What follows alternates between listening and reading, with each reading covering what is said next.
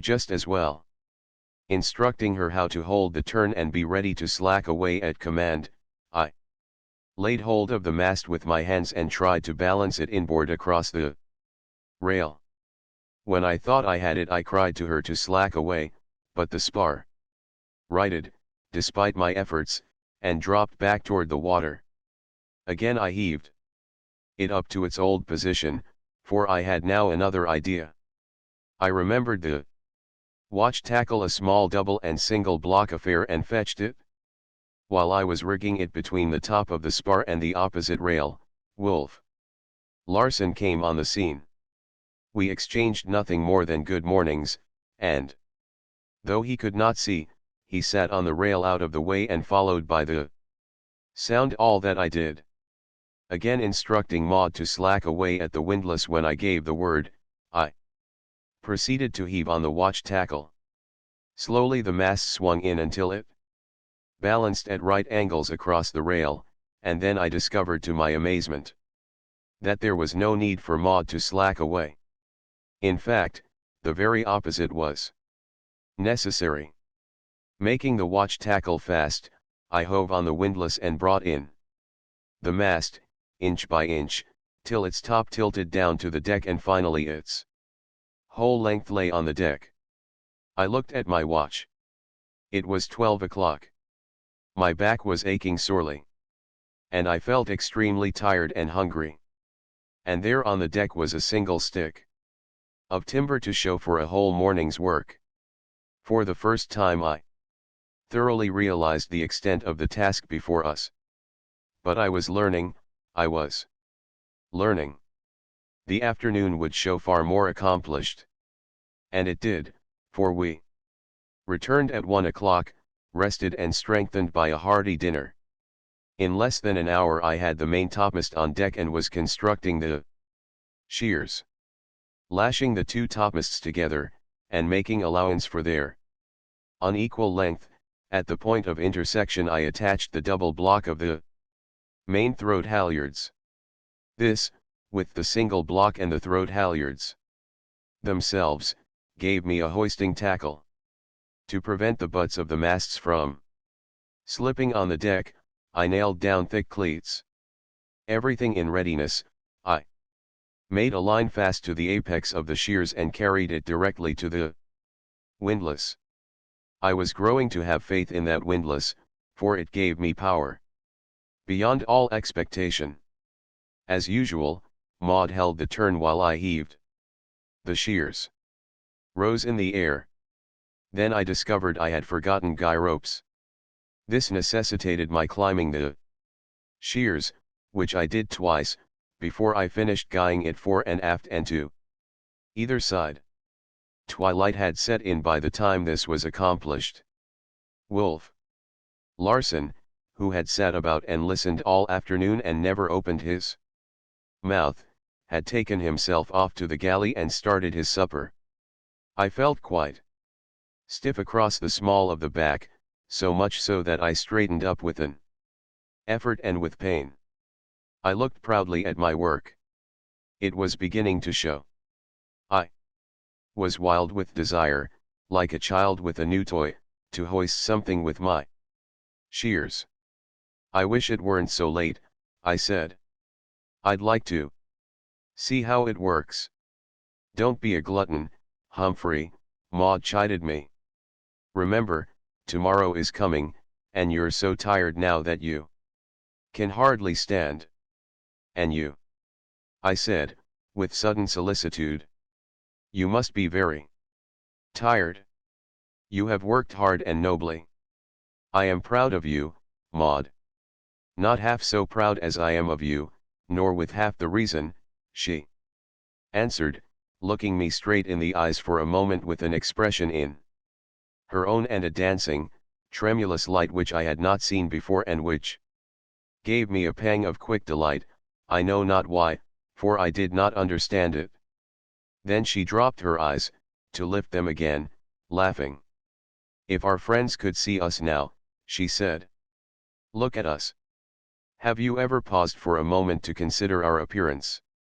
Yes, I have considered yours, frequently, I answered, puzzling over what I had seen in her eyes and puzzled by her sudden change of subject. "Mercy," she cried. "And what do I look like, pray?" "A scarecrow, I'm afraid," I replied. "Just glance at your draggled skirts, for instance. Look at those three-cornered tears. And such a waist. It would not require a Sherlock Holmes to deduce that you have been cooking over a campfire, to say nothing of trying out seal blubber. And to cap it all, that cap. And all that is the woman who wrote A Kiss. Endured. She made me an elaborate and stately courtesy, and said, 'As for you, sir.' And yet, through the 5 minutes of banter which followed, there was a serious something underneath the fun which I could not but relate to the strange and fleeting expression I had caught in her eyes. What was it? Could it be that our eyes were speaking beyond the will of our speech? My eyes had spoken, I knew, until I had found the culprits out and silenced them. This had occurred several times. But had she seen the clamour in them and understood? And had her eyes so spoken to me? What else could that expression have meant, that dancing, tremulous light, and a something more which words could not describe? And yet, it could not be. It was impossible. Besides, I was not skilled in the speech of eyes. I was only Humphrey Van Weyden, a bookish fellow who loved. And to love. And to wait and win love, that surely was glorious enough for me. And thus I thought, even as we chaffed each other's appearance, until we arrived ashore and there were other things to think about. It's a shame, after working hard all day, that we cannot have an uninterrupted night's sleep, I complained, after supper. But there can be no danger now, from a blind man, she queried. I shall never be able to trust him, I averred, and far less now that he is blind. The liability is that his part helplessness will make him more malignant than ever. I know what I shall do tomorrow, the first thing run out a light anchor and kedge the schooner off the beach. And each night when we come ashore in the boat, Mr. Wolf Larsen will be left a prisoner on board. So this will be the last night we have to stand watch, and because of that it will go the easier. We were awake early and just finishing breakfast as daylight came. Oh, Humphrey! I heard Maud cry in dismay and suddenly stop. I looked at her. She was gazing at the ghost. I followed her gaze, but could see nothing unusual. She looked at me, and I looked inquiry back. "The shears," she said, and her voice trembled. I had forgotten their existence. I looked again, but could not see them. "If he has," I muttered savagely. She put her hand sympathetically on mine, and said, "You will have to begin over again." Oh, believe me, my anger means nothing, I could not hurt a fly, I smiled back bitterly. "And the worst of it is, he knows it." "You are right. If he has destroyed the shears, I shall do nothing except begin over again. But I'll stand my watch on board hereafter," I blurted out a moment later. "And if he interferes." "But I dare not stay ashore all night alone," Maud was saying when I came back to myself. "It would be so much nicer if he would be friendly with us and help us. We could all live comfortably aboard." "We will," I asserted, still savagely, for the destruction of my beloved shears had hit me hard. "That is, you and I will live aboard. Friendly or not with Wolf Larsen. It's childish," I laughed later, "for him to do such things, and for me to grow angry over them, for that matter. But my heart smote me when we climbed aboard and looked at the havoc he had done. The shears were gone altogether. The guys had been slashed right and left. The throat halyards which I had rigged were cut across through every part. And he knew I could not splice. A thought struck me. I ran to the windlass. It would not work. He had broken it. We looked at each other in consternation. Then I ran to the side. The masts, booms, and gaffs I had cleared were gone. He had found the lines which held them, and cast them adrift. Tears were in Maud's eyes, and I do believe they were for me. I could have wept myself. Where now was our project of remisting the ghost? He had done his work well. I sat down on the hatch combing and rested my chin on my hands in black despair. He deserves to die, I cried out, and God forgive me, I am not man enough to be his executioner. But Maud was by my side, passing her hand soothingly through my hair as though I were a child, and saying, there, it will all come right. We are in the right, and it must come right. I remembered Michelet and leaned my head against her, and truly I became strong again. The blessed woman was an unfailing fount of power to me. What did it matter? Only a setback, a delay. The tide could not have carried the masts far to seaward, and there had been no wind. It meant merely more work to find them and tow them back. And besides, it was a lesson. I knew what to expect. He might have waited and destroyed our work more effectually when we had more accomplished. Here he comes now, she whispered. I glanced up. He was strolling leisurely along the poop on the port side. Take no notice of him, I whispered. He's coming to see how we take it. Don't let him know that we know. We can deny him that satisfaction. Take off your shoes, that's right, and carry them in your hand. And then we played hide and seek with the blind man. As he came up the port side we slipped past on the starboard, and from the poop we watched him turn and start aft on our track. He must have known, somehow, that we were on board, for he said good morning very confidently, and waited for the greeting to be returned. Then he strolled aft, and we slipped forward. Oh, I know you're aboard, he called out, and I could see him listen intently after he had spoken. It reminded me of the great hoot owl, listening, after its booming cry, for the stir of its frightened prey. But we did not stir, and we moved only when he moved. And so we dodged about the deck, hand in hand, like a couple of children chased by a wicked ogre, till Wolf Larsen, evidently in disgust, left the deck for the cabin. There was glee in our eyes, and suppressed titters in our mouths, as we put on our shoes and clambered over the side into the boat. And as I looked into Maud's clear brown eyes, I forgot the evil he had done. And I knew only that I loved her, and that because of her the strength was mine to win our way back to the world. Chapter 30. For 2 days Maud and I ranged the sea and explored the beaches in search of the missing masts.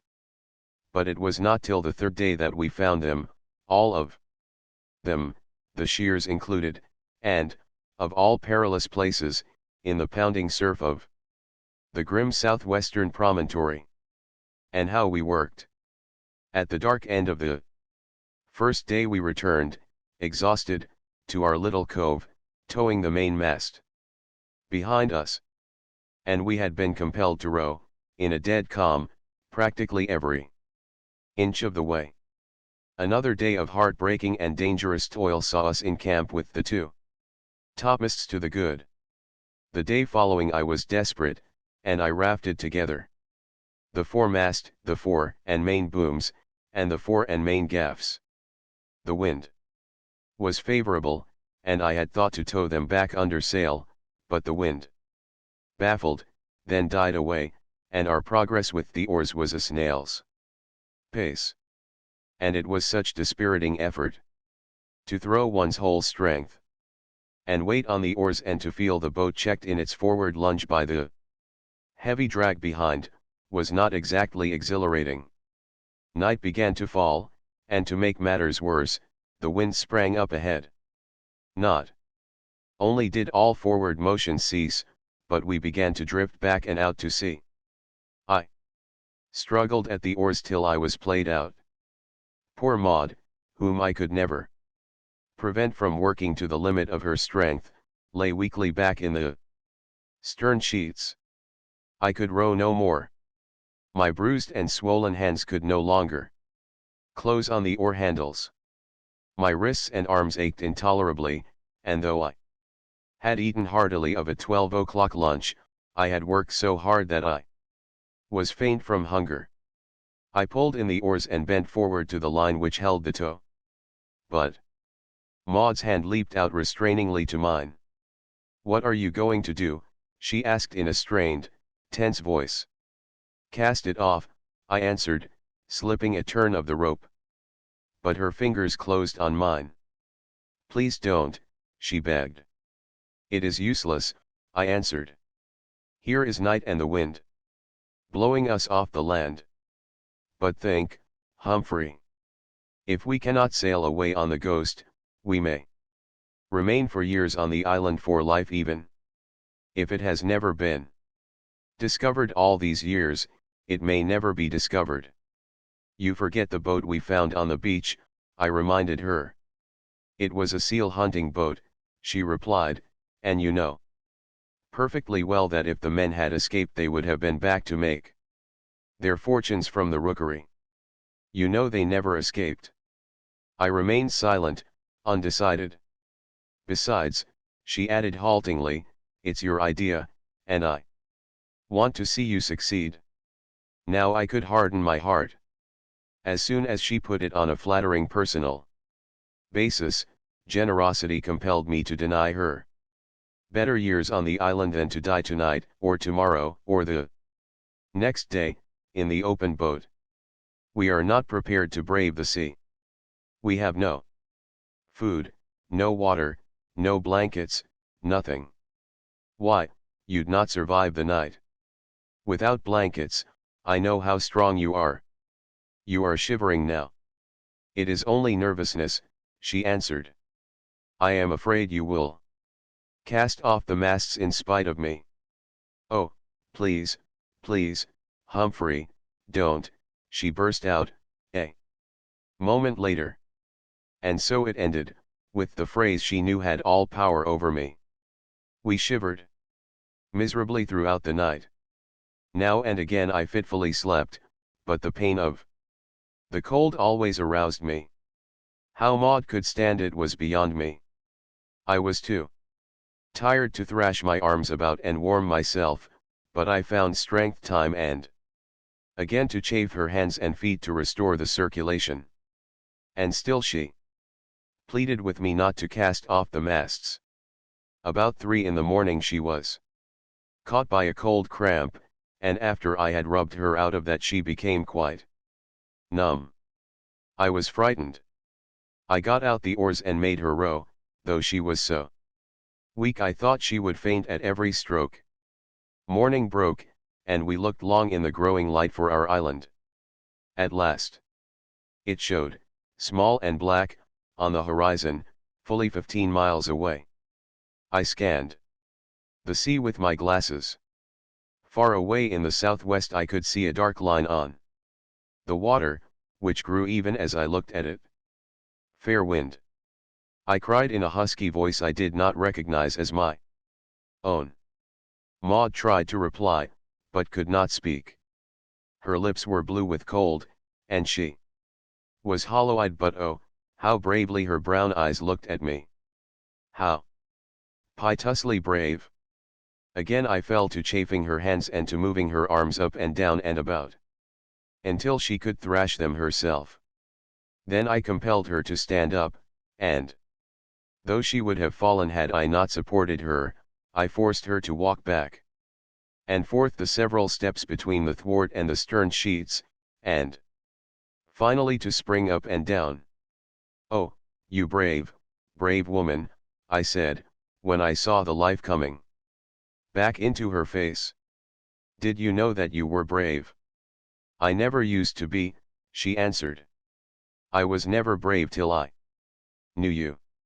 It is you who have made me brave." "Nor I, until I knew you," I answered.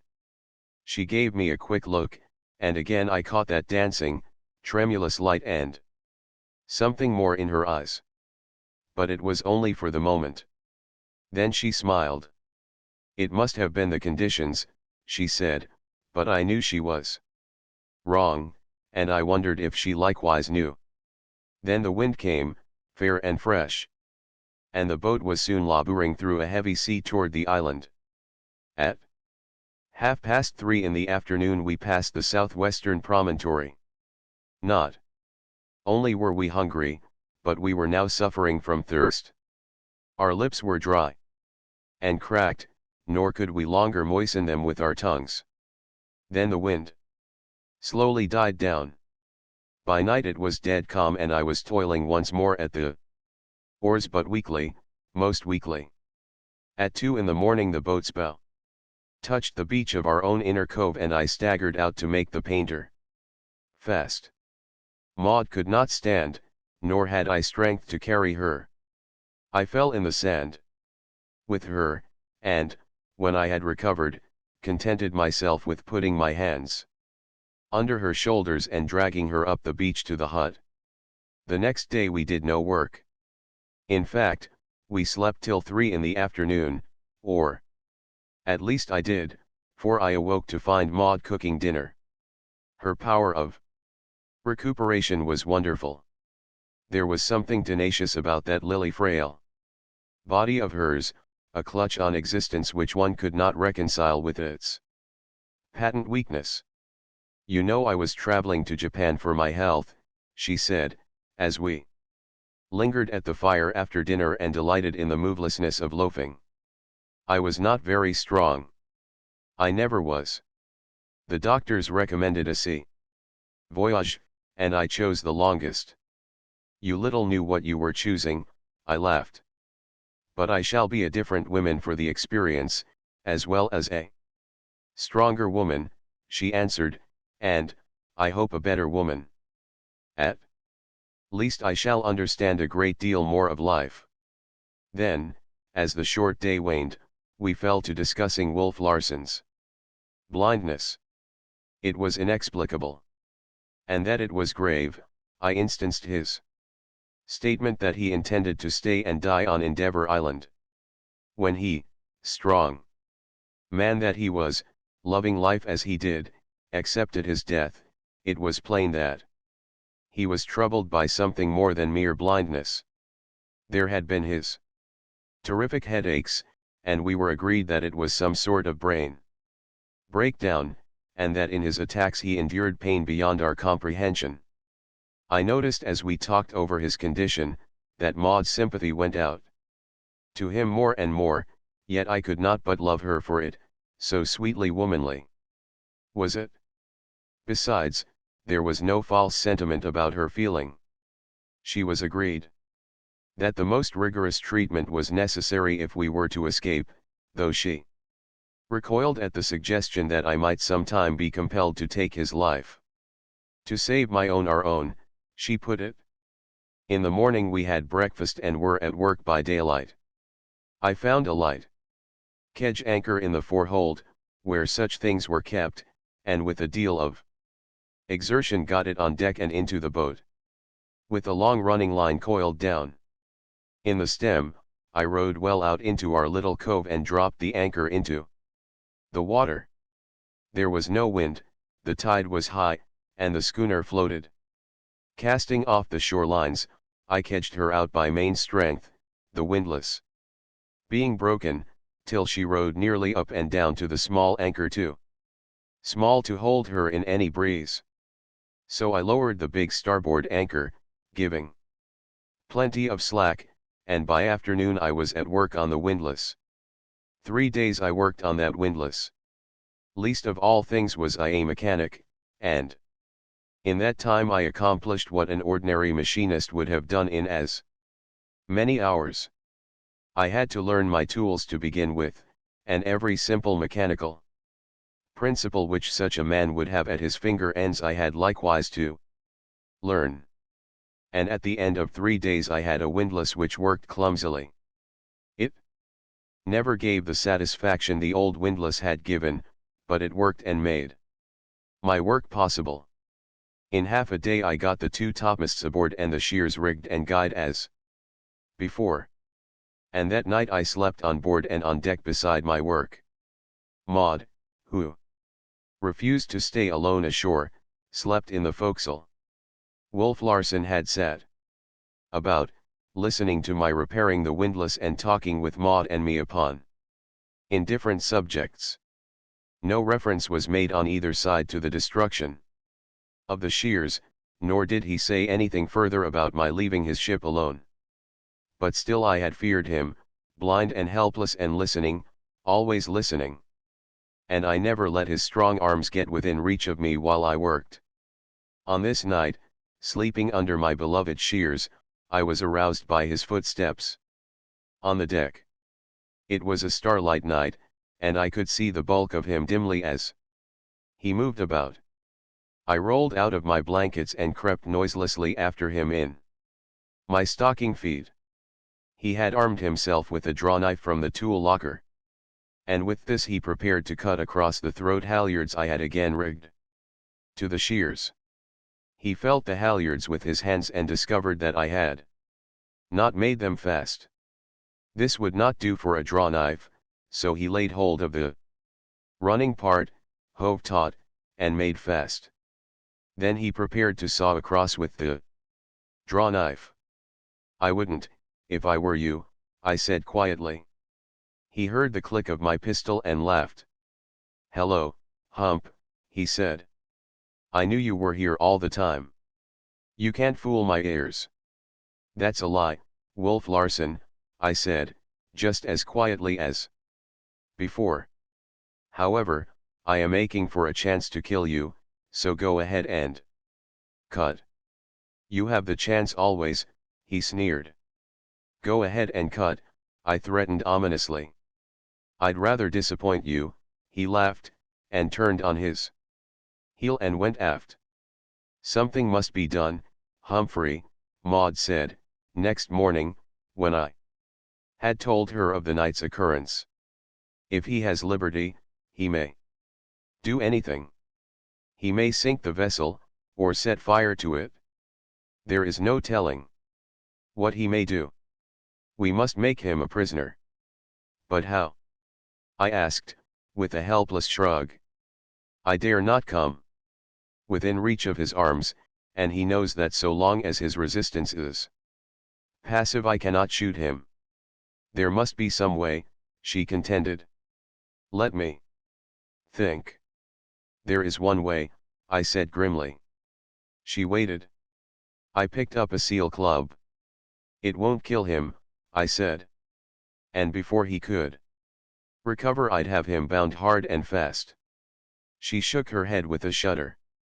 No, not that. There must be some less brutal way. Let us wait. But we did not have to wait long, and the problem solved itself. In the morning, after several trials, I found the point of balance in the foremast and attached my hoisting tackle a few feet above it. Maud held the turn on the windlass and coiled down while I heaved.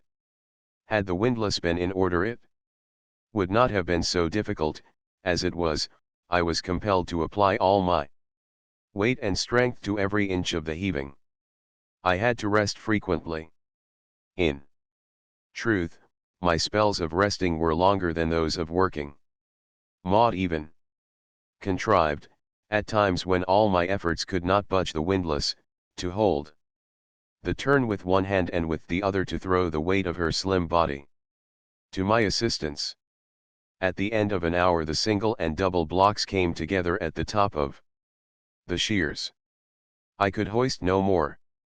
And yet the mast was not swung entirely inboard. the butt rested against the outside of the port rail, while the top of the mast overhung the water far beyond the starboard rail. My shears were too short. All my work had been for nothing.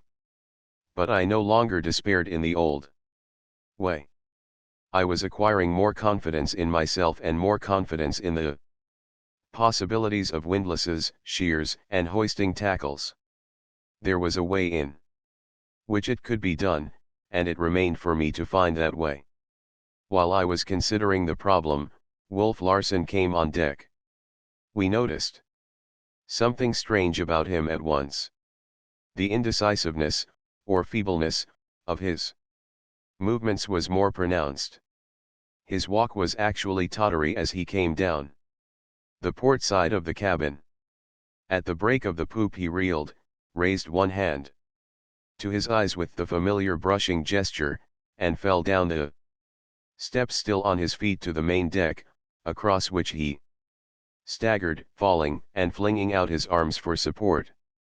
He regained his balance by the steerage companionway and stood there dizzily for a space, when he suddenly crumpled up and collapsed, his legs bending under him as he sank to the deck.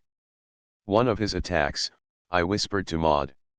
She nodded her head, and I could see sympathy warm in her eyes. We went up to him, but he seemed unconscious, breathing spasmodically. She took charge of him, lifting his head to keep the blood out of it and dispatching me to the cabin for a pillow. I also brought blankets, and we made him comfortable. I took his pulse. It beat steadily and strong, and was quite normal. This puzzled me. I became suspicious. What if he should be feigning this? I asked, still holding his wrist. Maud shook her head, and there was reproof in her eyes. But just then the wrist I held leaped from my hand, and the hand clasped like a steel trap about my wrist. I cried aloud in awful fear, a wild inarticulate cry, and I caught one glimpse of his face, malignant and triumphant, as his other hand compassed my body and I was drawn down to him in a terrible grip. My wrist was released, but his other arm, passed around my back, held both my arms so that I could not move.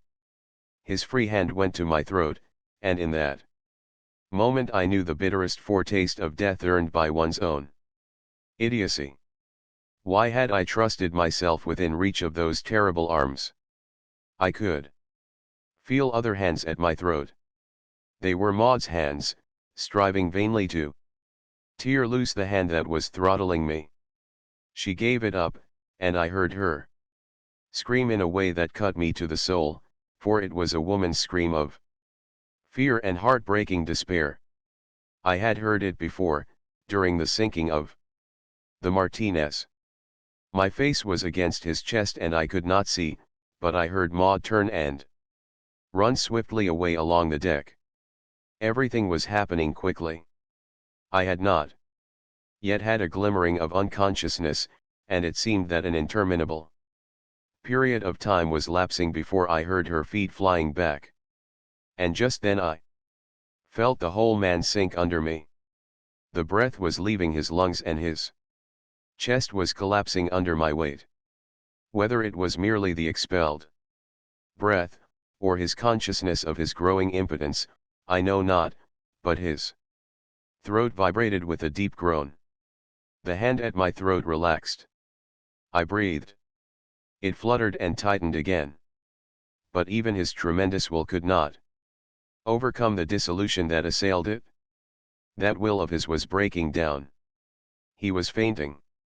Maud's footsteps were very near as his hand fluttered for the last time. And my throat was released. I rolled off and over to the deck on my back, gasping and blinking in the sunshine. Maud was pale but composed. My eyes had gone instantly to her face and she was looking at me with mingled alarm and relief.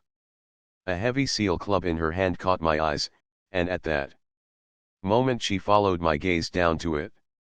The club dropped from her hand as though it had suddenly stung her, and at the same moment my heart surged with a great joy.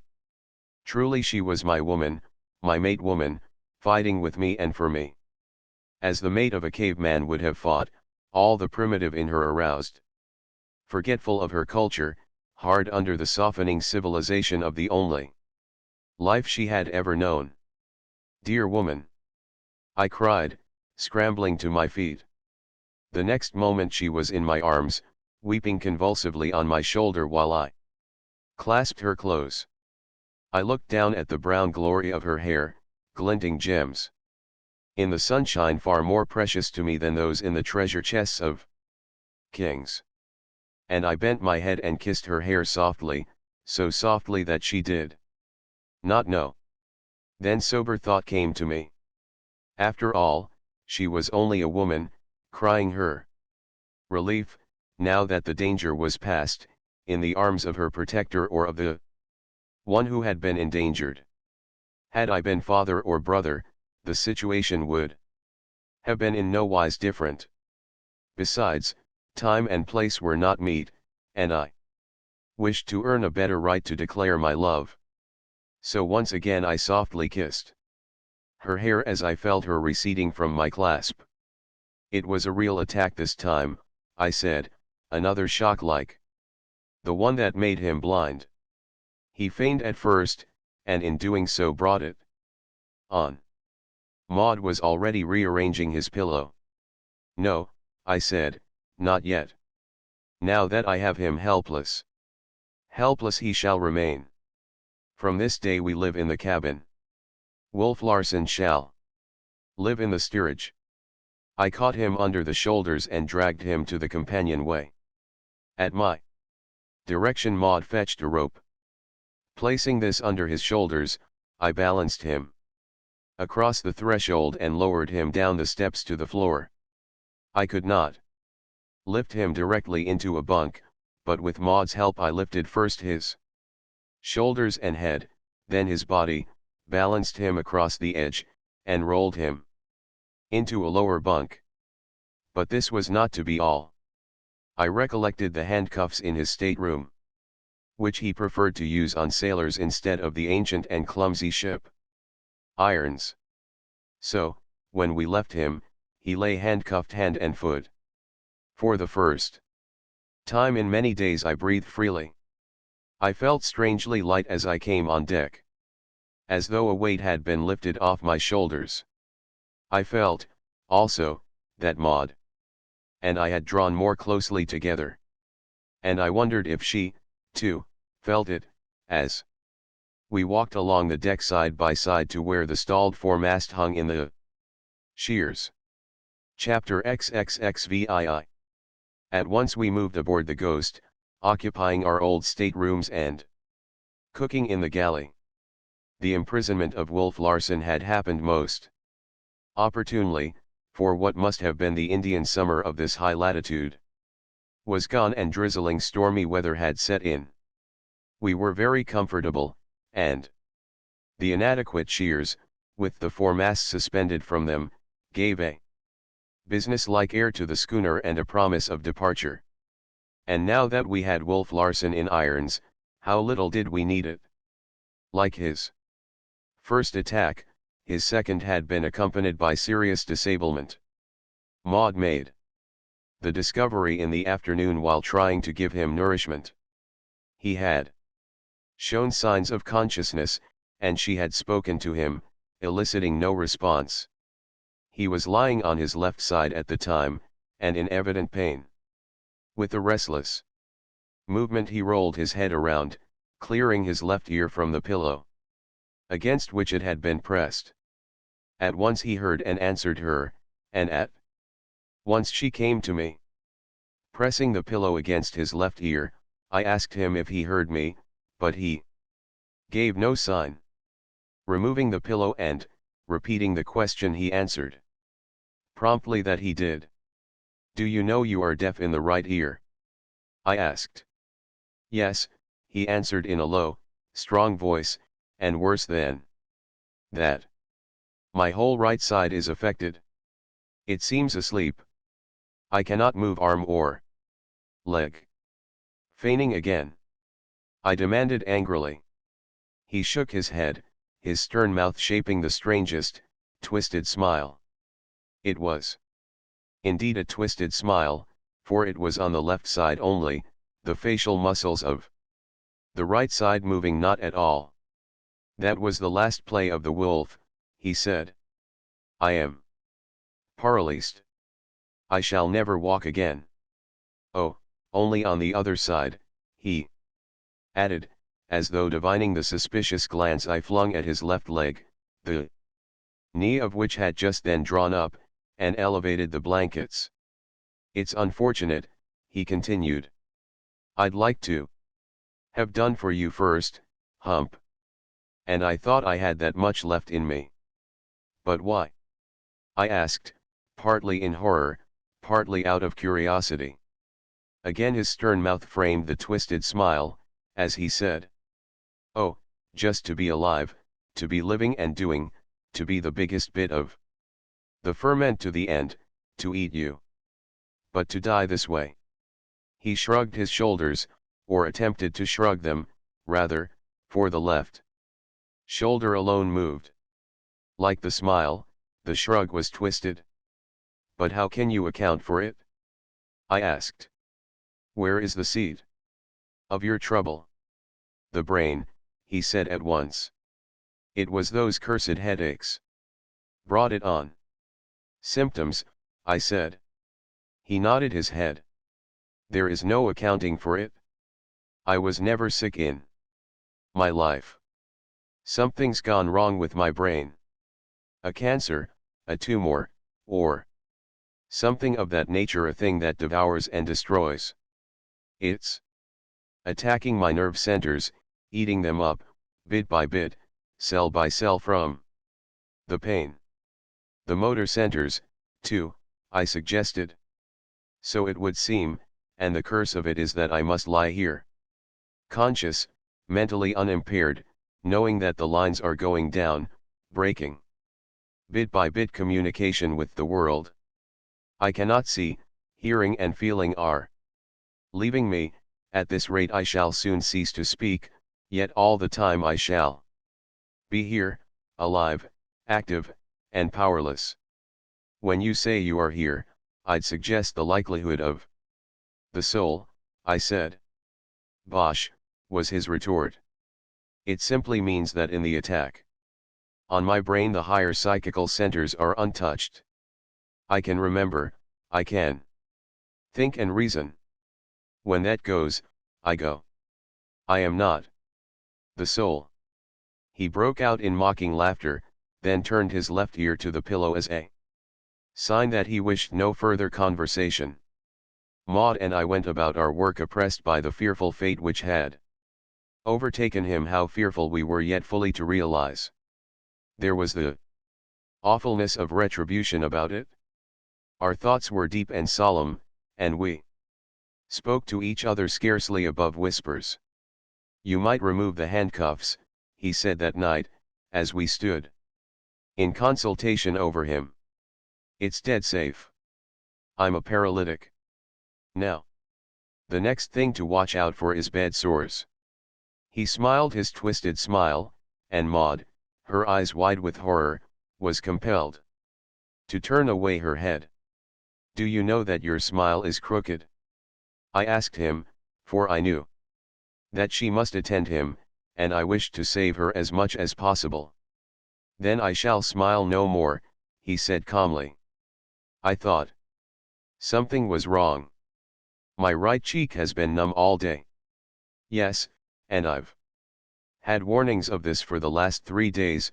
By spells, my right side seemed going to sleep, sometimes arm or hand, sometimes leg or foot. So my smile is crooked, he queried a short while after. Well, consider henceforth that I smile internally, with my soul, if you please, my soul. Consider that I am smiling now. And for the space of several minutes he lay there, quiet, indulging his grotesque fancy. The man of him was not changed. It was the old, indomitable, terrible wolf. Larsen, imprisoned somewhere within that flesh which had once been so invincible and splendid. Now it bound him with insentient fetters, walling his soul in darkness and silence, blocking it from the world which to him had been a riot of action. No more would he conjugate the verb to do in every mood and tense. To be was all that remained to him, to be, as he had defined death, without movement, to will, but not to execute, to think and reason, and in the spirit of him to be as alive as ever. But in the flesh to be dead, quite dead. And yet, though I even removed the handcuffs, we could not adjust ourselves to his condition. Our minds revolted.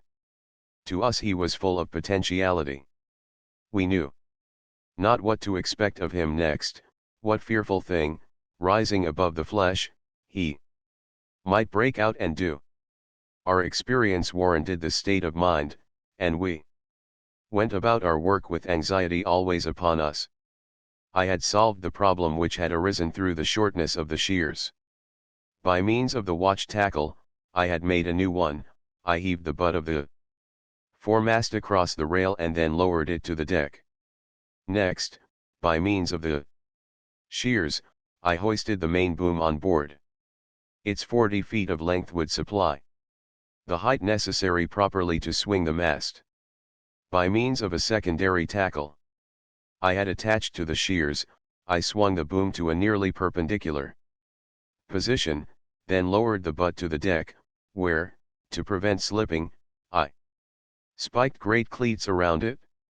The single block of my original shears tackle I had attached to the end of the boom. Thus, by carrying this tackle to the windlass, I could raise and lower the end of the boom at will, the butt always remaining stationary, and, by means of guys, I could swing the boom from side to side.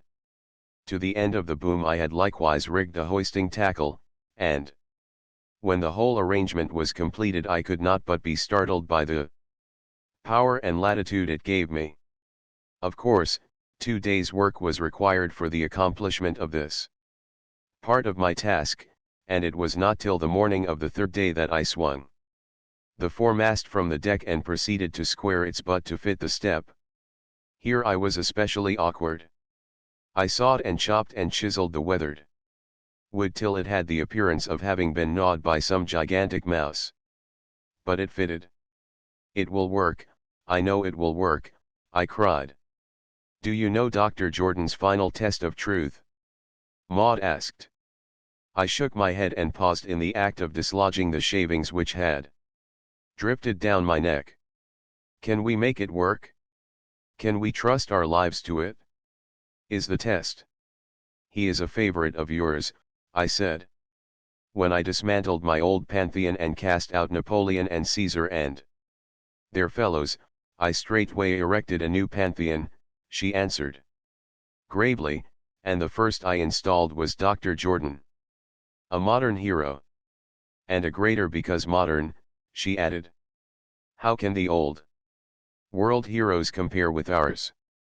I shook my head. We were too much alike in many things for argument. Our points of view and outlook on life at least were very alike. "For a pair of critics we agree famously," I laughed. And as shipwright and able assistant, she laughed back. But there was little time for laughter in those days. What of our heavy work? And of the awfulness of Wolf Larsen's living death? He had received another stroke. He had lost his voice, or he was losing it. He had only intermittent use of it. As he phrased it, the wires were like the stock market, now up, now down. Occasionally the wires were up and he spoke as well as ever, though slowly and heavily. Then speech would suddenly desert him. In the middle of a sentence perhaps, and for hours, sometimes, we would wait for the connection to be re-established. He complained of great pain in his head, and it was during this period that he arranged a system of communication. Against the time when speech should leave him altogether, one pressure of the hand for yes, 2 For no, it was well that it was arranged, for by evening his voice had gone from him. By hand pressures. After that, he answered our questions, and when he wished to speak he scrawled his thoughts with his left hand, quite legibly, on a sheet of paper. The fierce winter had now descended upon us. Gale followed gale, with snow and sleet and rain. The seals had started on their great southern migration, and the rookery was practically deserted. I worked feverishly. In spite of the bad weather, and of the wind which especially hindered me, I was on deck from daylight till dark and making substantial progress. I profited by my lesson learned through raising the shears and then climbing them to attach the guys to the top of the foremast, which was just lifted.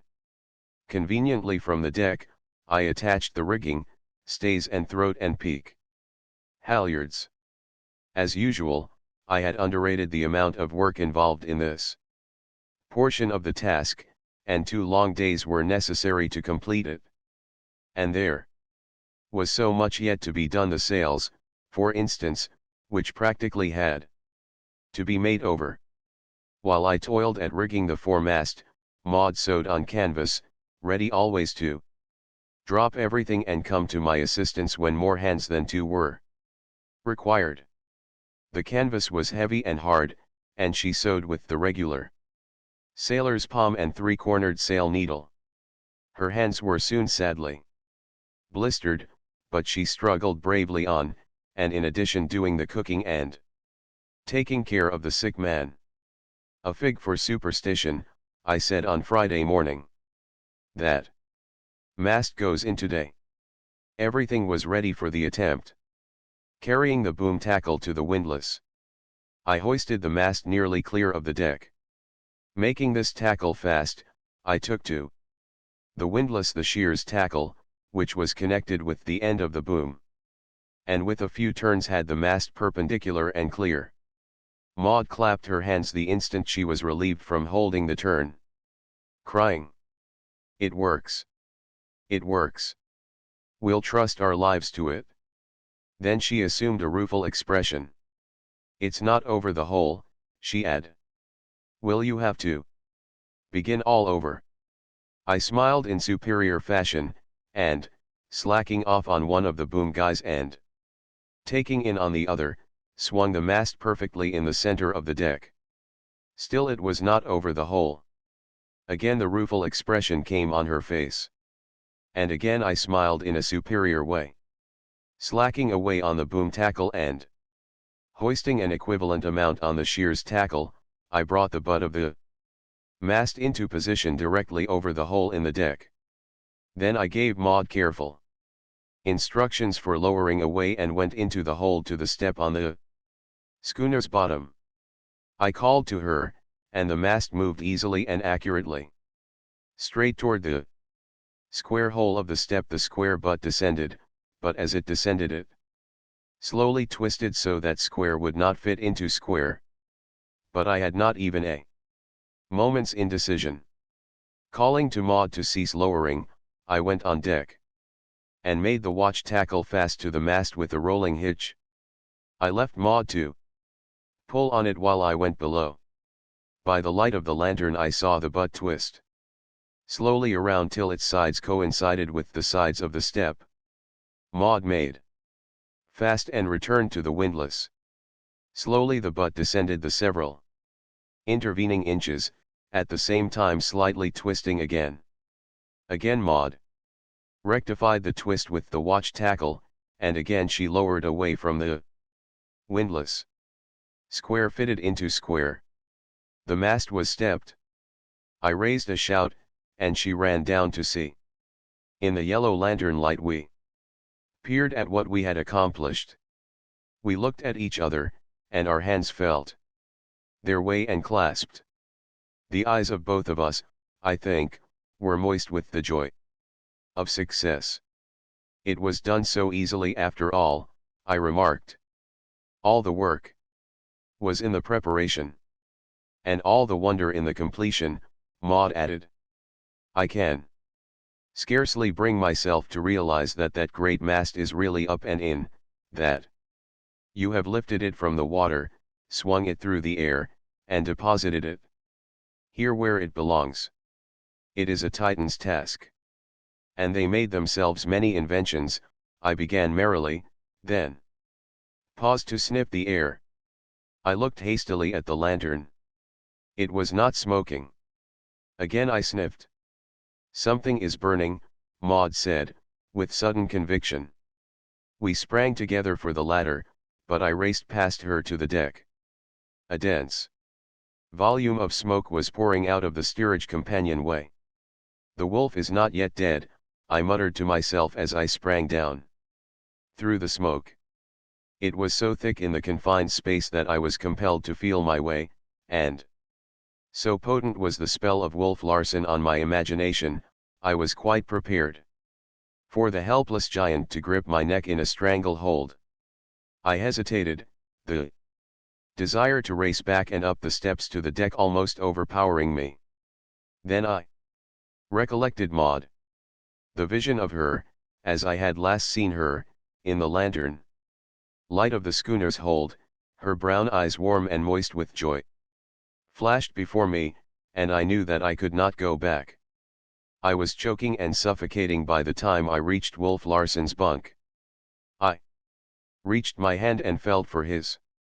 He was lying motionless, but moved slightly. At the touch of my hand, I felt over and under his blankets. There was no warmth, no sign of fire. Yet that smoke which blinded me and made me cough and gasp must have a source. I lost my head temporarily and dashed frantically about the steerage. A collision with the table partially knocked the wind from my body and brought me to myself. I reasoned that a helpless man could start a fire only near to where he lay. I returned to Wolf Larsen's bunk. There I encountered Maud. How long she had been there in that suffocating atmosphere I could not guess. Go up on deck, I commanded peremptorily. But, Humphrey, she began to protest in a queer, husky voice. Please, please. I shouted at her harshly. She drew away obediently, and then I thought, what if she cannot find the steps? I started after her, to stop at the foot of the companionway. Perhaps she had gone up.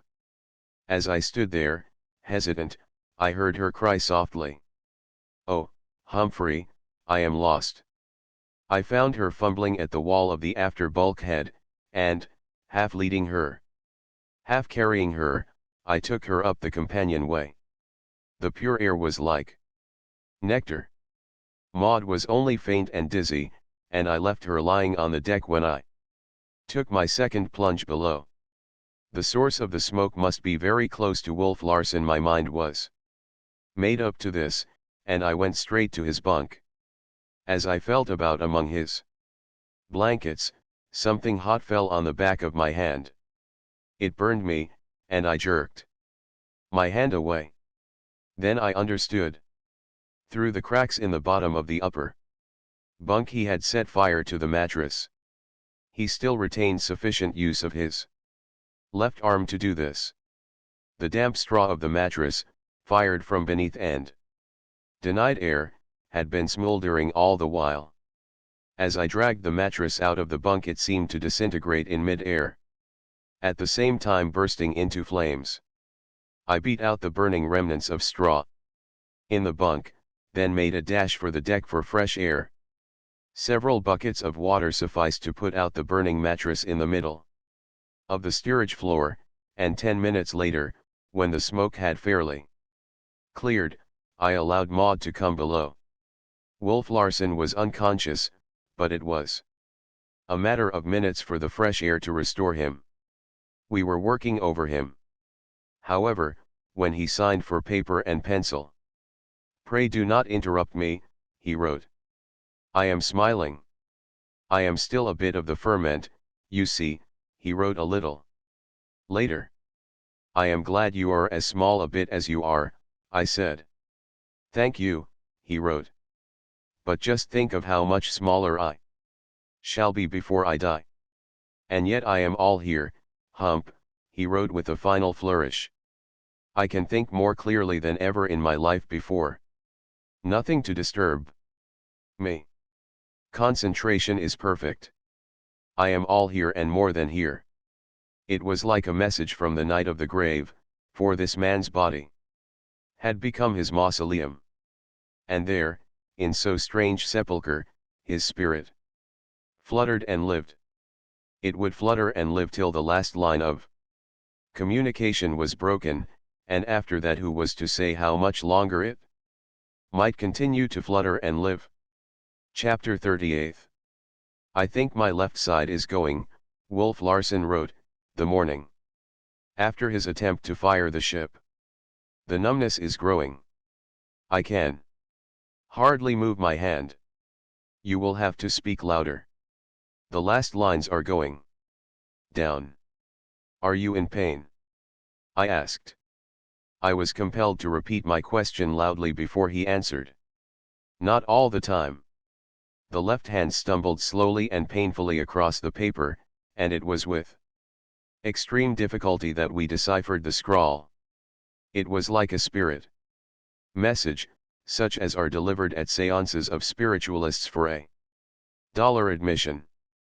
But I am still here, all here, the hand scrawled more slowly and painfully than ever. The pencil dropped, and we had to replace it in the hand.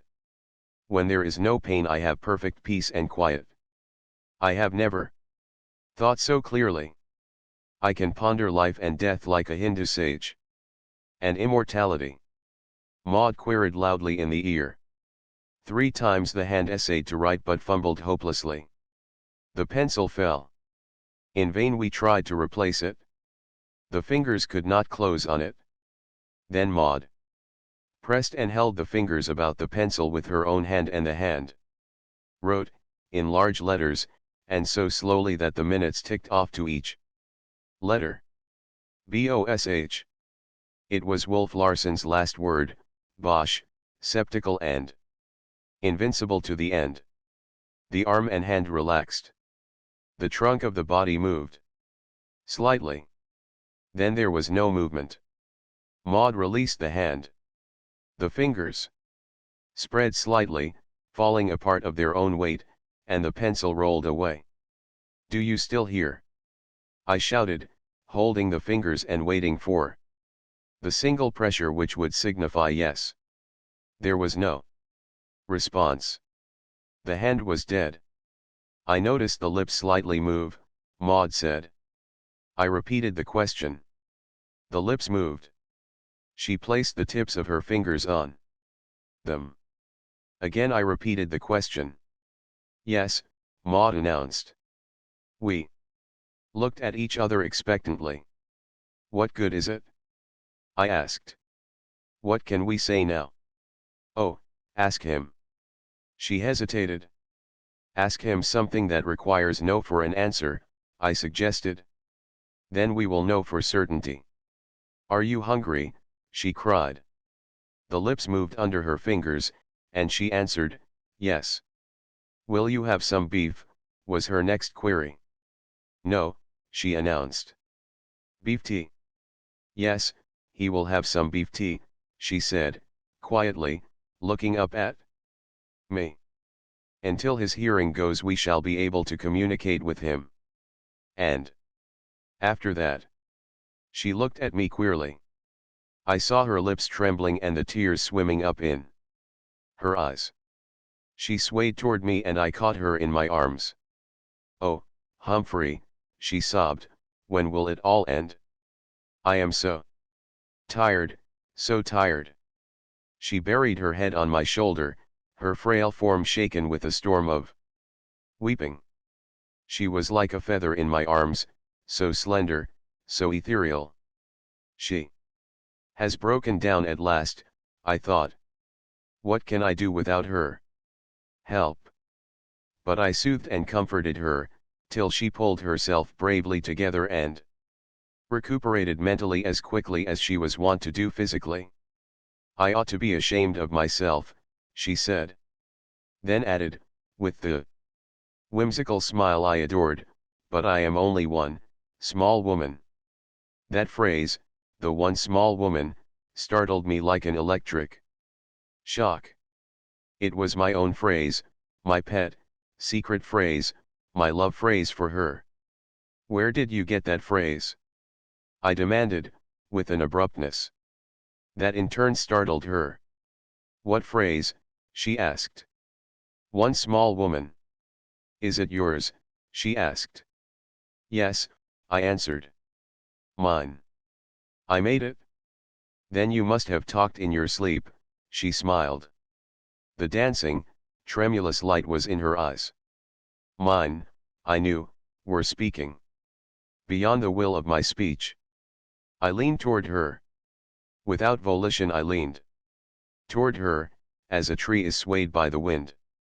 Ah, we were very close together in that moment. But she shook her head, as one might shake off sleep or a dream, saying, I have known it all my life. It was my father's name for my mother. It is my phrase too, I said stubbornly.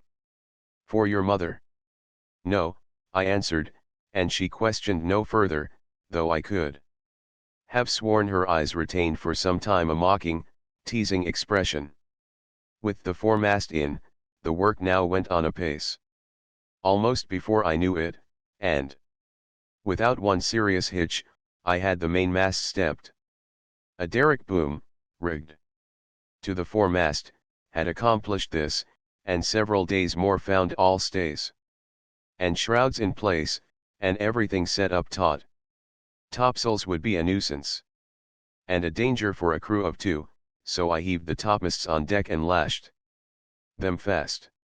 Several more days were consumed in finishing the sails and putting them on.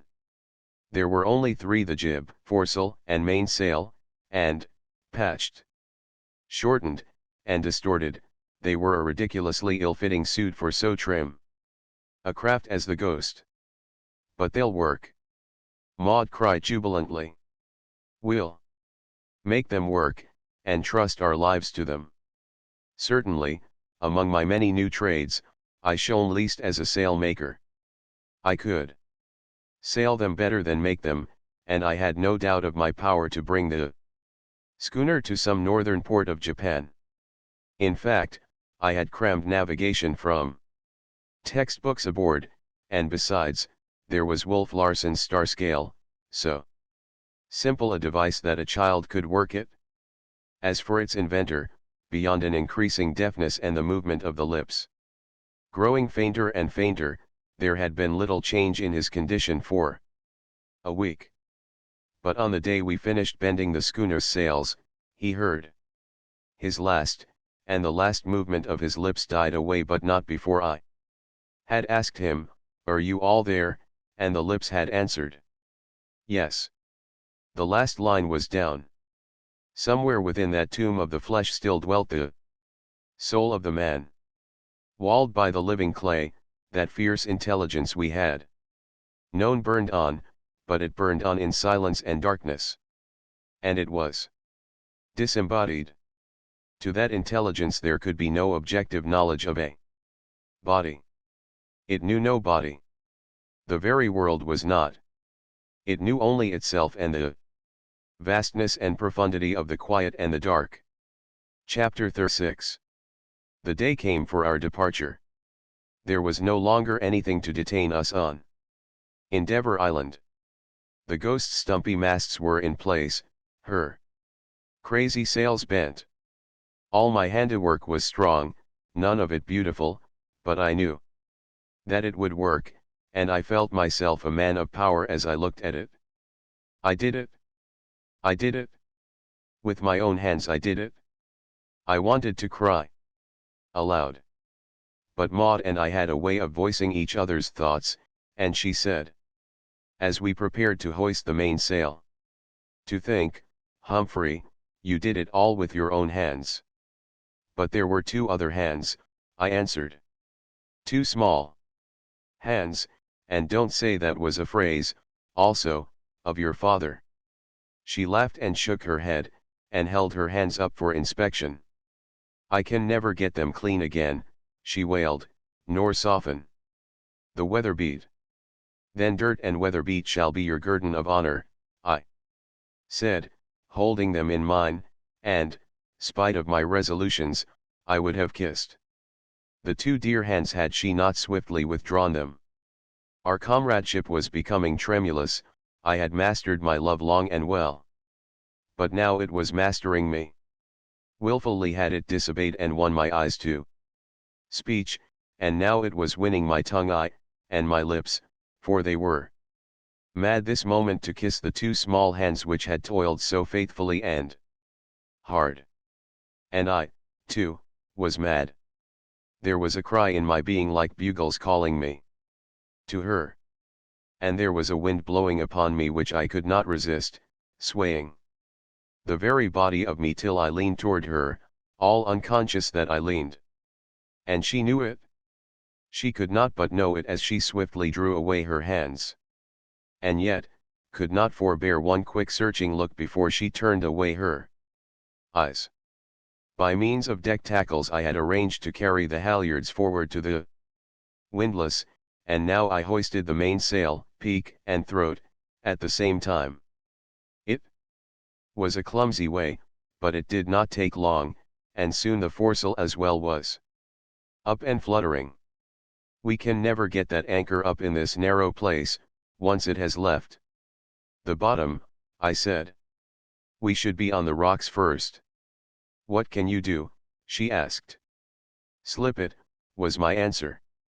And when I do, you must do your first work on the windlass.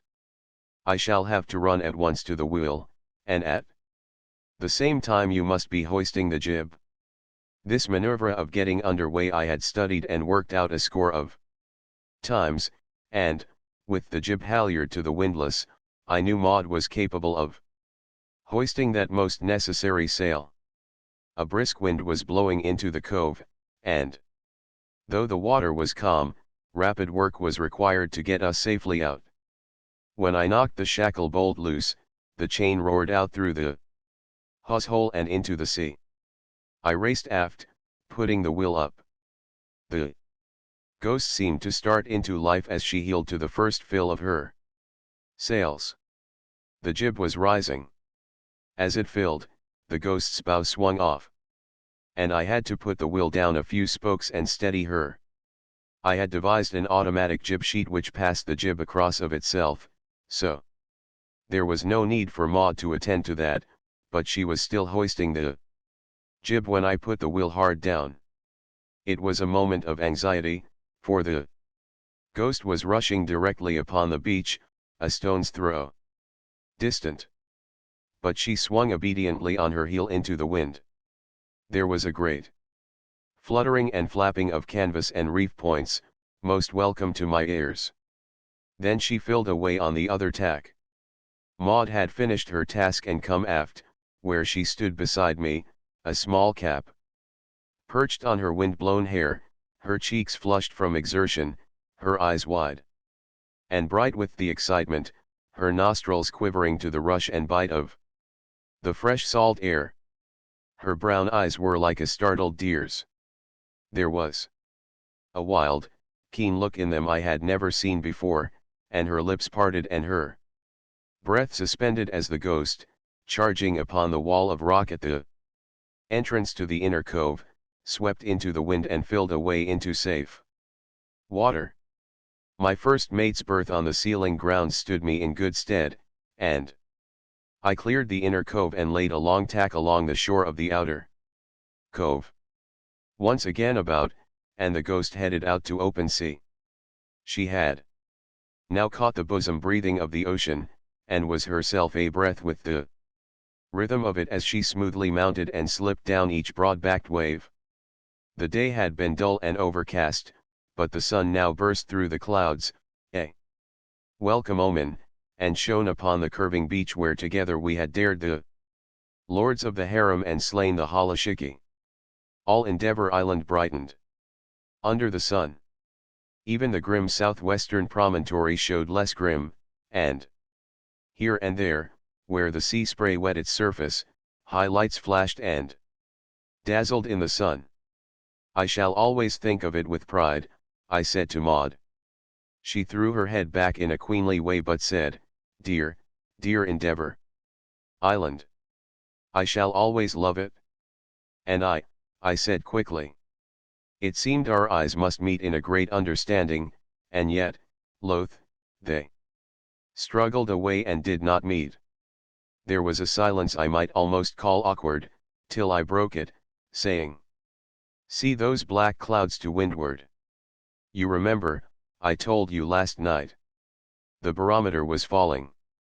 And the sun is gone, she said, her eyes still fixed upon our island, where we had proved our mastery over matter and attained to the truest comradeship that may fall to man and woman. And it's slack off the sheets for Japan. I cried gaily. A fair wind and a flowing sheet, you know, or however it goes. Lashing the wheel I ran forward, eased the fore and main sheets, took in on the boom tackles and trimmed everything for the quartering breeze which was ours. It was a fresh breeze, very fresh, but I resolved to run as long as I dared. Unfortunately, when running free, it is impossible to lash the wheel, so I faced an all-night watch. Maud insisted on relieving me, but proved that she had not the strength to steer in a heavy sea, even if she could have gained the wisdom on such short notice. She appeared quite heartbroken over the discovery, but recovered her spirits by coiling down tackles and halyards and all stray ropes. Then there were meals to be cooked in the galley, beds to make, Wolf Larsen to be attended upon, and she finished the day with a grand house-cleaning attack upon the cabin and steerage. All night I steered, without relief, the wind slowly and steadily increasing, and the sea rising. At 5 in the morning Maud brought me hot coffee and biscuits she had baked, and at 7 a substantial and piping hot breakfast put new life into me. Throughout the day, and as slowly and steadily as ever, the wind increased. It impressed one with its sullen determination to blow, and blow harder, and keep on blowing. And still the Ghost foamed along, racing off the miles till I was certain she was making at least 11 knots. It was too good to lose. But by nightfall I was exhausted. Though in splendid physical trim, a 36-hour trick at the wheel was the limit of my endurance. Besides, Maud begged me to heave to, and I knew, if the wind and sea increased at the same rate during the night, that it would soon be impossible to heave to. So, as twilight deepened, gladly and at the same time reluctantly, I brought the Ghost up on the wind. But I had not reckoned upon the colossal task the reefing of 3 sails meant. For one man.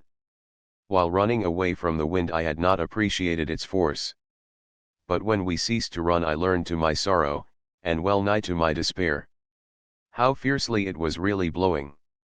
The wind balked my every effort, ripping the canvas out of my hands and in an instant undoing what I had gained by 10 minutes of severest struggle. At 8 o'clock I had succeeded only in putting the second reef into the foresail. At 11 o'clock I was no farther along. Blood dripped from every finger end, while the nails were broken to the quick. From pain and sheer exhaustion I wept in the darkness, secretly, so that Maud should not know. Then, in desperation, I abandoned the attempt to reef the mainsail and resolved to try the experiment of heaving to under the close-reefed foresail. 3 hours more were required to gasket the mainsail and jib, and at 2 in the morning, nearly dead, the life almost buffeted and worked out of me, I had barely sufficient consciousness to know the experiment was a success. The close-reefed foresail worked. The Ghost clung on close to the wind and betrayed no inclination to fall off broadside to the trough. I was famished, but Maud tried vainly to get me to eat. I dozed with my mouth full of food. I would fall asleep in the act of carrying food to my mouth and waken in torment to find the act yet uncompleted. So sleepily helpless was I, that she was compelled to hold me in my chair to prevent my being flung to the floor by the violent pitching of the schooner. Of the passage from the galley to the cabin I knew nothing. It was a sleepwalker Maud guided and supported. In fact, I was aware of nothing till I awoke, how long after I could not imagine, in my bunk with my boots off. It was dark. I was stiff and lame, and cried out with pain when the bedclothes touched my poor finger ends. Morning had evidently not come, so I closed my eyes and went to sleep again. I did not know it, but I had slept the clock around and it was night again. Once more I woke, troubled because I could sleep no better. I struck a match and looked at my watch. It marked midnight, and I had not left the deck until 3. I should have been puzzled had I not guessed the solution. No wonder I was sleeping brokenly. I had slept 21 hours. I listened for a while to the behavior of the ghost, to the pounding of the seas and the muffled roar of the wind on deck, and then turned over on my side and slept peacefully until morning. When I arose at 7 I saw no sign of Maud and concluded she was in the galley, preparing breakfast. On deck I found the ghost doing splendidly under her patch of canvas. But in the galley, though a fire was burning and water boiling, I found no Maud. I discovered her in the steerage, by Wolf Larsen's bunk. I looked at him. The man who had been hurled down from the topmost pitch of life to be buried alive and be worse than dead. There seemed a relaxation of his expressionless face which was new. Maud looked at me and I understood. His life flickered out in the storm, I said. But he still lives, she answered, infinite faith in her voice. He had too great strength. Yes, she said, but now it no longer shackles him. He is a free spirit. He is a free spirit surely, I answered, and, taking her hand, I led her on deck. The storm broke that night, which is to say that it diminished as slowly as it had arisen. After breakfast next morning, when I had hoisted Wolf Larsen's body on deck ready for burial, it was still blowing heavily and a large sea was running. The deck was continually awash with the sea which came inboard over the rail and through the scuppers. The wind smote the schooner with a sudden gust, and she heeled over till her lee rail was buried, the roar in her rigging rising in pitch to a shriek. We stood in the water to our knees. As I bared my head, I remember only one part of the service, I said, and that is, and the body shall be cast into the sea. Maud looked at me, surprised and shocked, but the spirit of something I had seen before was strong upon me, impelling me to give service to Wolf Larsen as Wolf Larsen had once given service to another man. I lifted the end of the hatch cover and the canvas-shrouded body slipped feet first into the sea. The weight of iron dragged it down. It was gone. Goodbye, Lucifer, proud spirit, Maud whispered, so low that it was drowned by the shouting of the wind, but I saw the movement of her lips and knew. As we clung to the lee rail and worked our way aft, I happened to glance to leeward. The ghost, at the moment, was uptossed on a sea, and I caught a clear view of a small steamship 2 or 3 miles away, rolling and pitching head on to the sea, as it steamed toward us. It was painted black, and from the talk of the hunters of their poaching exploits I recognized it as a United States revenue cutter. I pointed it out to Maud and hurriedly led her aft to the safety of the poop. I started to rush below to the flag locker, then remembered that in rigging the Ghost I had forgotten to make provision for a flag halyard. We need no distress signal, Maud said. They have only to See us. We are saved, I said, soberly and solemnly. And then, in an exuberance of joy, I hardly know whether to be glad or not, I looked at her. Our eyes were not loath to meet. We leaned toward each other. And before I knew it, my arms were about her. Need I? I asked. And she answered, there is no need, though the telling of it would be sweet, so sweet. Her lips met the press of mine, and, by what strange trick of the imagination I know not, the scene in the cabin of the Ghost flashed upon me, when she had pressed her fingers lightly on my lips and said, hush, hush. My woman, my one small woman, I said, my free hand petting her shoulder in the way all lovers know though never learn in school. My man, she said, looking at me for an instant with tremulous lids which fluttered down and veiled her eyes as she snuggled her head against my breast with a happy little sigh. I looked toward the cutter. It was very close. A boat was being lowered. One kiss, dear love, I whispered.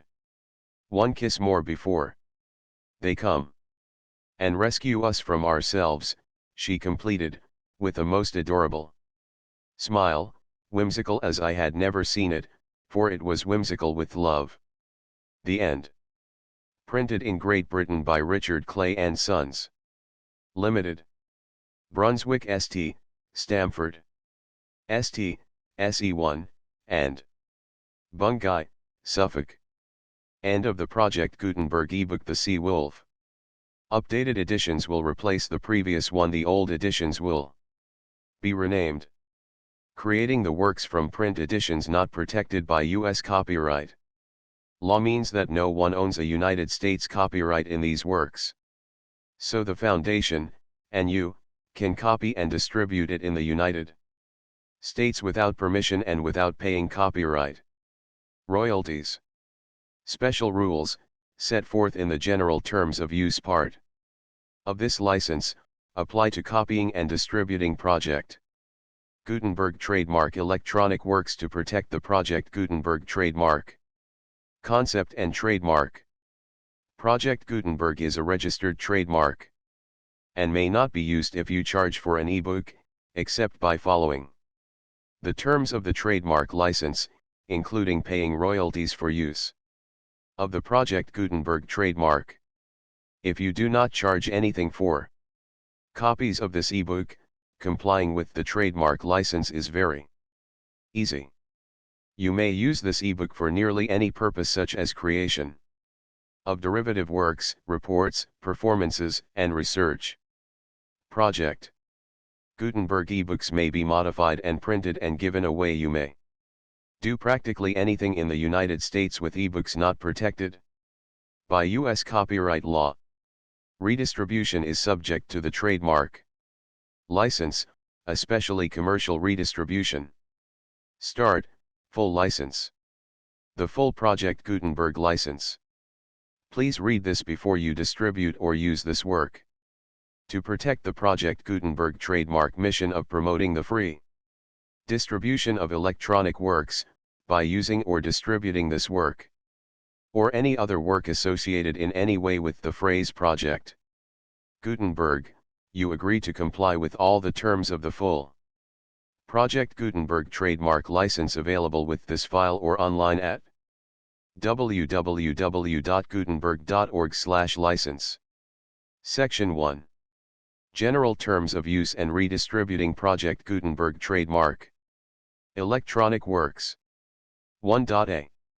By reading or using any part of this Project Gutenberg trademark electronic work, you indicate that you have read, understand, agree to, and accept all the terms of this license and intellectual property trademark/copyright agreement.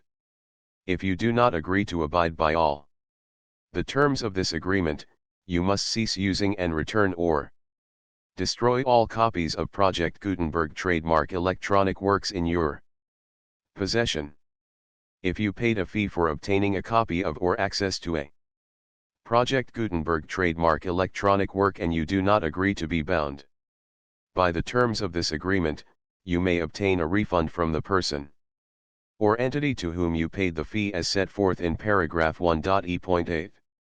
1.b Project Gutenberg is a registered trademark.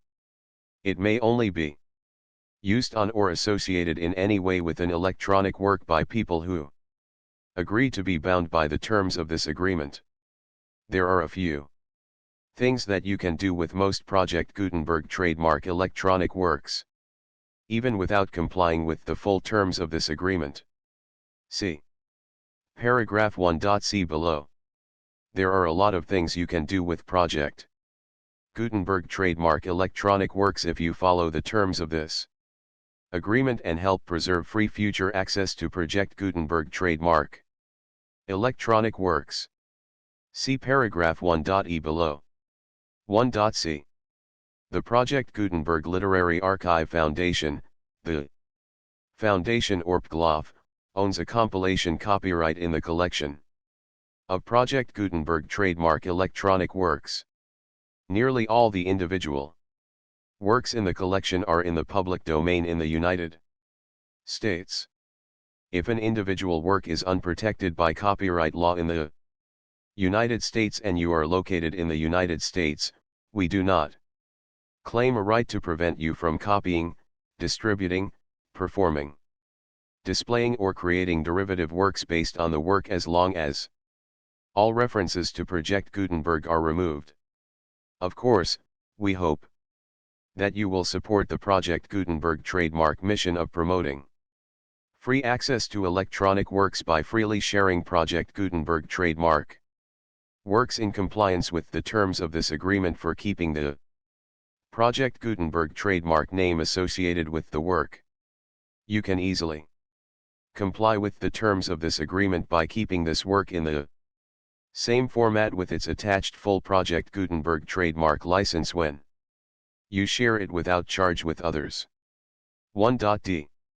The copyright laws of the place where you are located also govern what you can do with this work. Copyright laws in most countries are in a constant state of change. If you are outside the United States, check the laws of your country in addition to the terms of this agreement before downloading, copying, displaying, performing, distributing or creating derivative works based on this work or any other Project Gutenberg trademark work. The Foundation makes no representations concerning the copyright status of any work in any country other than the United States. 1.e Unless you have removed all references to Project Gutenberg. 1.e.1.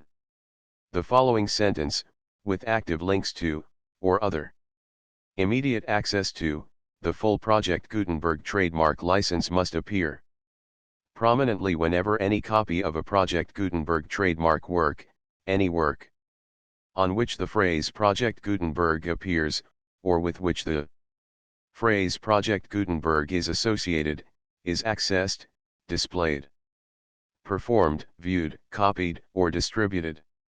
This ebook is for the use of anyone anywhere in the United States and most other parts of the world at no cost and with almost no restrictions whatsoever. You may copy it, give it away or reuse it under the terms of the Project Gutenberg license included with this ebook or online at www.gutenberg.org. If you are not located in the United States, you will have to check the laws of the country where you are located before using this ebook. 1.e.2. If an individual Project Gutenberg trademark electronic work is derived from texts not protected by U.S. copyright law, does not contain a notice indicating that it is posted with permission of the copyright holder, the work can be copied and distributed to anyone in the United States without paying any fees or charges. If you are redistributing or providing access to a work with the phrase Project Gutenberg associated with or appearing on the work, you must comply either with the requirements of paragraphs 1.e.1 through 1.e.7 or obtain permission for the use of the work and the Project Gutenberg trademark. Trademark as set forth in paragraphs 1.e.8 or 1.e.9. 1.e.3. If an individual Project Gutenberg trademark electronic work is posted with the permission of the copyright holder, your use and distribution must comply with both paragraphs 1.e.1 through 1.e.7 and any additional terms imposed by the copyright holder. Additional terms will be linked to the Project Gutenberg trademark license for all works posted with the permission of the copyright holder found at the beginning of this work. 1.e.4. Do not unlink or detach or remove the full Project Gutenberg trademark license terms from this work, or any files containing a part of this work or any other work associated with Project Gutenberg trademark. 1.e.5. Do not copy, display, perform, distribute or redistribute this electronic work, or any part of this electronic work, without prominently displaying the sentence set forth in paragraph 1.e.1 with active links or immediate access to the full terms of the Project Gutenberg trademark license. 1.e.6. You may convert to and distribute this work in any binary, compressed, marked up, non-proprietary or proprietary form, including any word processing or hypertext form. However, if you provide access to or distribute copies of a Project Gutenberg trademark work in a format other than plain vanilla ASCII or other format used in the official version posted on the official Project Gutenberg trademark website, www.gutenberg.org, you must, at no additional cost, fee, or expense to the user, provide a copy, a means of exporting a copy, or a means of obtaining a copy upon request, of the work in its original plain vanilla ASCII or other form. Any alternate format must include the full Project Gutenberg trademark license as specified in paragraph 1.e.1. 1.e.7. Do not charge a fee for access to, viewing, displaying, performing, copying, or distributing any Project Gutenberg trademark works, unless you comply with paragraph 1.e.8 or 1.e.9. 1.e.8. You may charge a reasonable fee for copies of or providing access to or distributing Project Gutenberg trademark electronic works, provided that you pay a royalty fee of 20% of the gross profits you derive from the use of Project Gutenberg trademark works calculated using the method you already used to calculate your applicable taxes.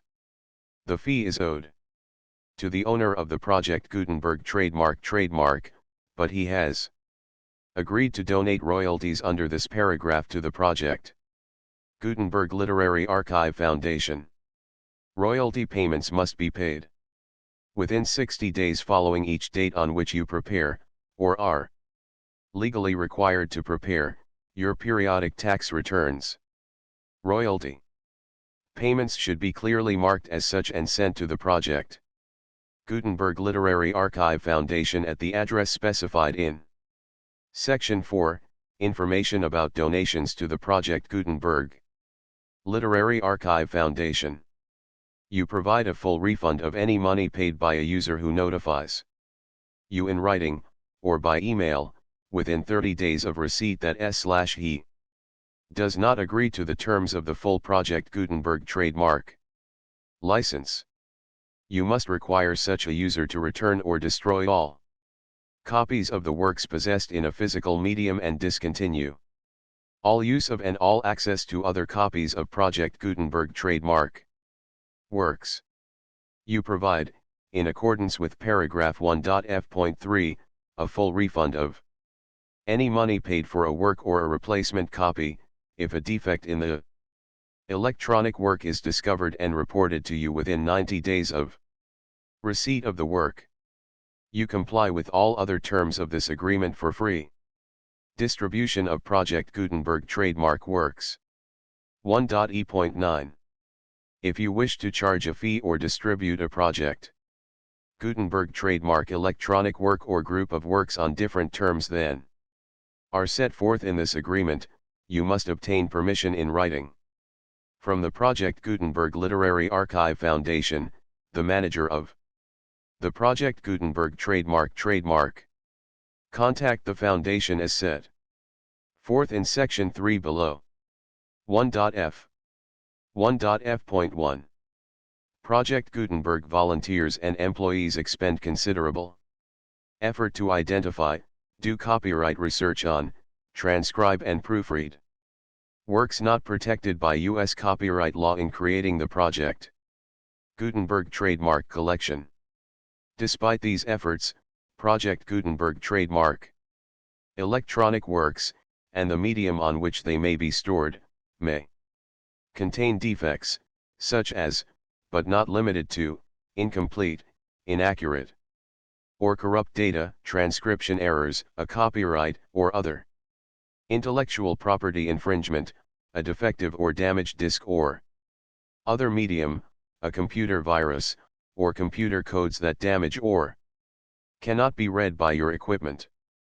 1.f.2 Limited warranty, disclaimer of damages, except for the right of replacement or refund described in paragraph 1.f.3, the Project Gutenberg Literary Archive Foundation, the owner of the Project Gutenberg trademark, and any other party distributing a Project Gutenberg trademark electronic work under this agreement, disclaim all liability to you for damages, costs, and expenses, including legal fees.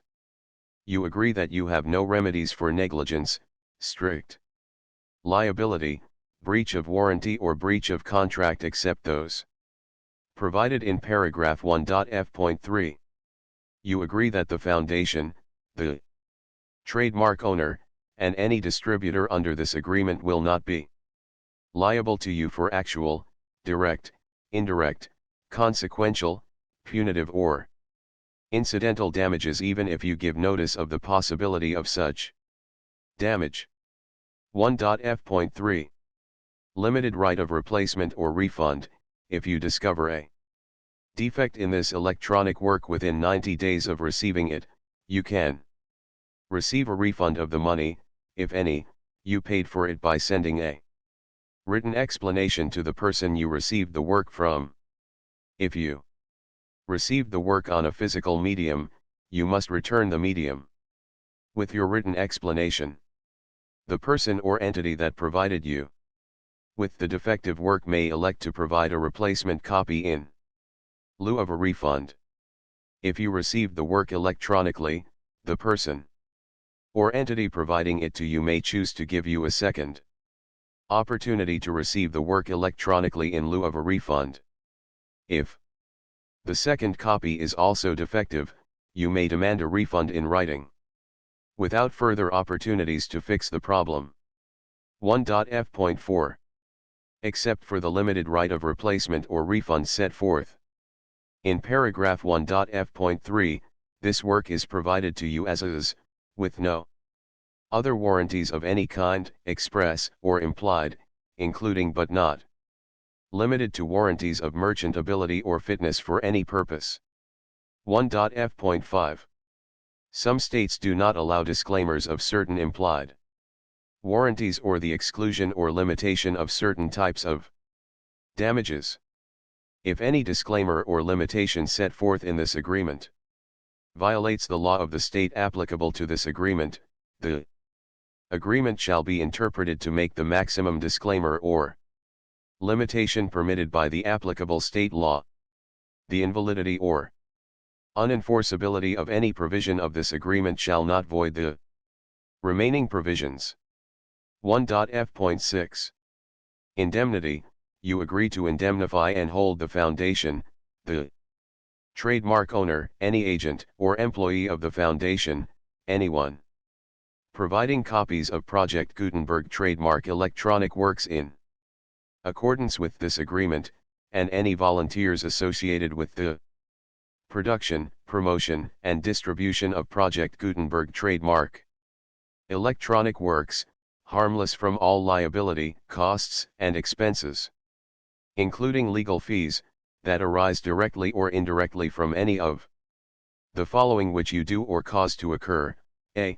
Distribution of this or any Project Gutenberg trademark work, b. Alteration, modification, or additions or deletions to any Project Gutenberg trademark work, and c. Any defect you cause. Section 2. Information about the mission of Project Gutenberg trademark.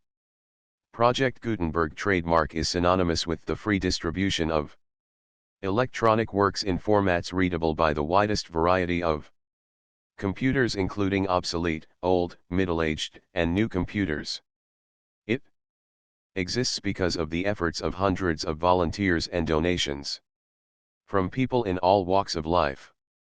Volunteers and financial support to provide volunteers with the assistance they need are critical to reaching Project Gutenberg trademark's goals and ensuring that the Project Gutenberg trademark collection will remain freely available for generations to come.